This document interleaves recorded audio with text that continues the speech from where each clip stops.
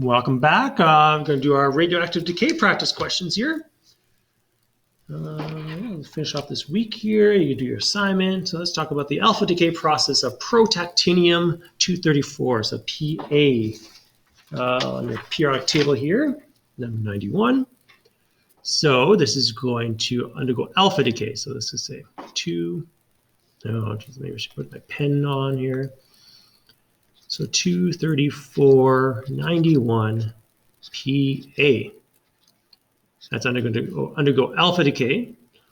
So I'm going to write my alpha particle first. Doesn't matter what order you put these in. You put a little HE there instead. You can write down or HE. It's up to you. Okay. Then I'm going to just mention what this is on the bottom. So the bottom, remember, everything has to add up on the bottom. So it has to add up to 91. And there's 91 on the bottom, minus 2 is 89. 89, gotta find it, actinium, AC. Okay, the top is going to lose 4 pieces. So of actinium-230. And in the process, I'm going to get some gamma as well. Then it says B, this is A, and B identify the parent. So the parent is I spell this right? Protactinium-234. And my daughter is actinium-230. There you go. What type of beta decay changes from carbon to nitrogen? Now, remember we have 2 types here, beta positive or beta negative. So I want to transmit carbon, which is 6, so carbon 14, to nitrogen, which is 7. It's beta decay, so I'm assuming the top number stays the same. 7 is nitrogen, yep. So what does this bottom number have to be? 7 plus something has to equal 6. So it's got to be -1. So this is obviously beta negative. This is part B. B is the process. Part A is beta negative. Okay. Now the other particles here that we're going to write here for beta negative is my antineutrino and my gamma particle. Cool. It doesn't have any mass, but it's still considered a particle. Remember, the whole point of the last chapter was the particle theory of light. What type of beta decay changes sodium to neon? So sodium is Na, sodium-22, to neon, 22. Okay, so neon, if I look at my chart, is 10.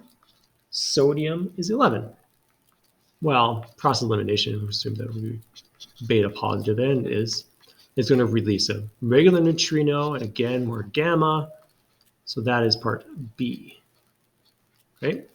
Part A, this is beta positive.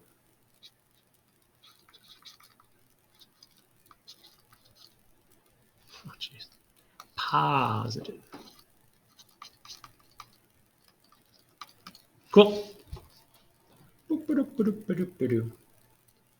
So how much energy is released, okay, in this decay that we have above here. So this is a beta positive decay. This is one of the trickier ones, right? So we have the reaction there. You just have to remember how many electrons and how many protons there actually are here. Okay? So the mass beforehand, so let's just, rather than say products reactants, I'll just say mass before. The mass before is just that sodium, 21.994436 atomic mass units. Now the mass afterwards is the mass of the neon atom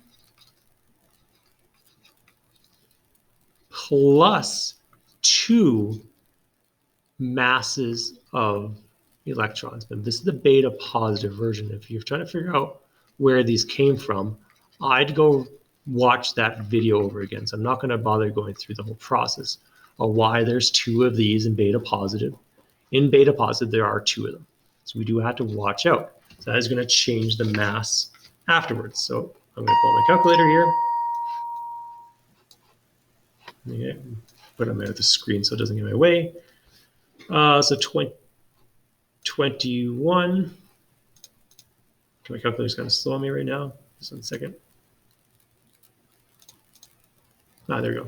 21.991385 plus 2 times.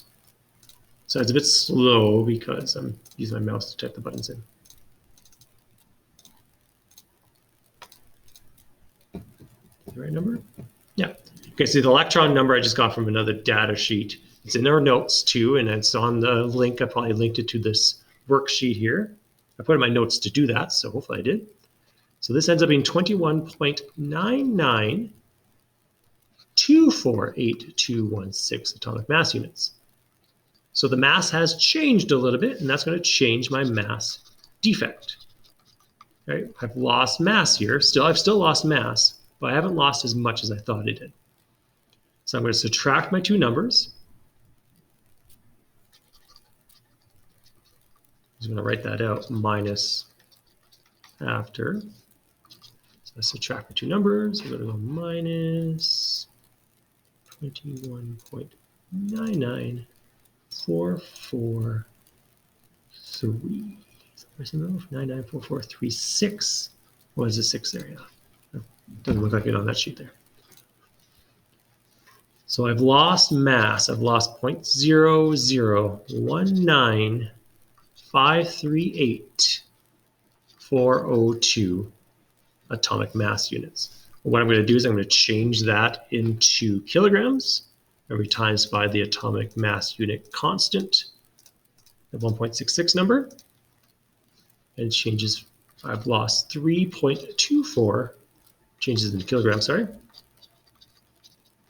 So I'm timesing by 1.66 times 10 to the negative 27 kilograms per atomic mass unit.